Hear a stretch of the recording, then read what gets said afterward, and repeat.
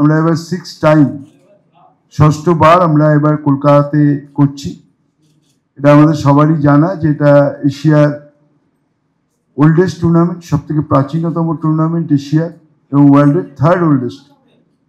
এই টুর্নামেন্ট আমরা এখানে অর্গানাইজ করছি এবং এটা আমরা যৌথভাবে করি, আমাদের পশ্চিমবঙ্গ সরকার এবং ইন্ডিয়ান আর্মি এসে জয়েন্টলি অর্গানাইজ আমরা এটা করি। আমি অভিনন্দন জানাই রাজ্যের মাননীয় মুখ্যমন্ত্রী, শুধু নন ক্রীড়াপ্রেমী মুখ্যমন্ত্রীকে, তিনি সর্বতোভাবে সাহায্যের হাত বাড়িয়ে দিয়েছে। ইন্ডিয়ান আর্মি এবং স্পোর্টস ডিপার্টমেন্ট তারা সমস্ত সংশ্লিষ্ট দপ্তরের সঙ্গে নিয়ে আমরা এই টুর্নামেন্টকে আয়োজন করছি। মূলত দুটো জায়গায় খেলা হবে, একটা আমাদের সল্টলেক স্টেডিয়াম ভিআইবিকে, আর একটা কেবিকে কিশোর ভারতী স্টেডিয়াম।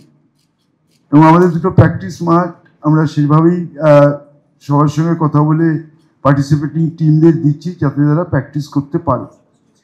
এবং আপনারা শুনলেন যে এবার খুব প্রতিযোগিতামূলক খেলা হবে, কেন দুটো বিদেশি টিমও আছে, মালয়েশিয়ার একটি টিম আছে এবং একটি নেপালের টিম রয়েছে। আর আমাদের ইন্ডিয়ান টিমের মধ্যে সকলেই রয়েছেন, বিশেষ করে আমাদের কলকাতায় ইস্টবেঙ্গল, মোহনবাগান, মোহামেডান এবং ডায়মন্ড হারবার এফসি তারাও পার্টিসিপেট করছেন। তা আমার ধারণা যে এবার খুব উপভোগ্য ম্যাচ হবে এবং আপনারাও সেইভাবে যদি খবর কভার করেন তাহলে প্রচুর দর্শক আসতে পারে।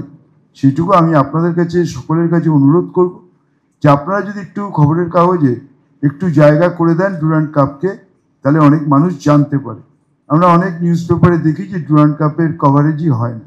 যদি একটু ডুরান্ড কাপের কভারেজ হয় তাহলে আমার মনে হয় এত কষ্ট করে ইন্ডিয়ান আর্মি এবং আমাদের government of West Bengal sports department আমরা যে টুর্নামেন্ট আয়োজন করছি সেটা অনেক সুন্দরভাবে করা সম্ভব হবে। কেন ফুটবলে খেলবে খেলোয়াড়েরা, কিন্তু তাদের উৎসাহিত করার জন্য দরকার দর্শক। ফলে দর্শক যদি মাঠে না আসে তাহলে কিন্তু সেই টুর্নামেন্টের খুব একটা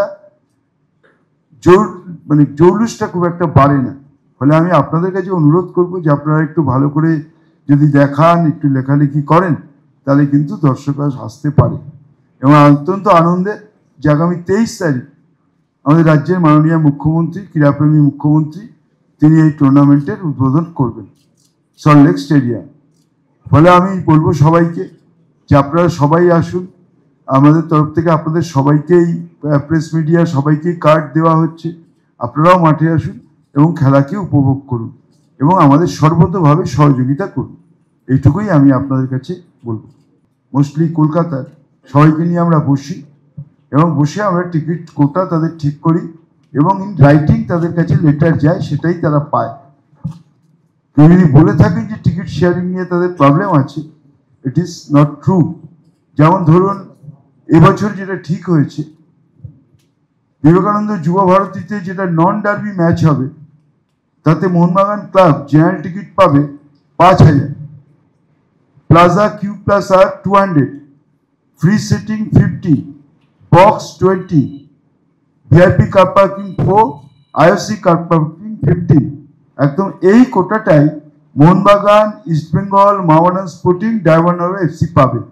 এর সঙ্গে আইএফএ তারাও জেনারেল টিকিট পাবে 1200, প্লাজা পাবে 100, free sitting 25, box 5, car parking 3, IOC car parking 10।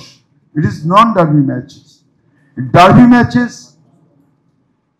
Mohun Bagan, East Bengal, Mohammedan Sporting এবং Diamond Harbour football club general ticket 5000, plaza QR 150, 150, free setting 50, box 15, VIP car parking 4, IOC car parking 15।